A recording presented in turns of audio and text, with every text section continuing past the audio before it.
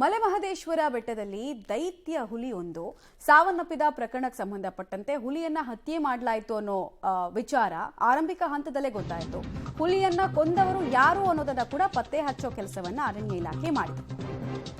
4 ಆರೋಪಿಗಳಿಗೆ medical test ಮಾಡಲಾಗಿದೆ. ಕೊಳ್ಳೇಗಾಲ ಆಸ್ಪತ್ರೆಯಲ್ಲಿ 4 ಮೆಡಿಕಲ್ ಟೆಸ್ಟ್ ಆಗಿದೆ. ಯಾರ್ಯಾರು ಅಂತ ಕೇಳಿದ್ರೆ, ಒಂದು ಇಡೀ ಪ್ರಕರಣದ ಕಿಂಗ್ ಪಿನ್ ಆಗಿರುವಂತಹ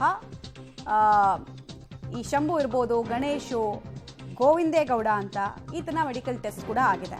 ಚಂದು ಯಾರು ಕೇಳಿದ್ರೆ, ಹಸುವನ್ನ ಇಟ್ಟು ಒಂದು ಸತ್ತ ಜಾನುವಾರುನ ಮಾಂಸವನ್ನ ಇಟ್ಟು ಅದಕ್ಕೆ ವಿಷಪ್ರಾಶನ ಮಾಡಿ ಹುಲಿ ತಿನ್ನುವಂತೆ ನೋಡ್ಕೊಂಡಂತಹ ವ್ಯಕ್ತಿ.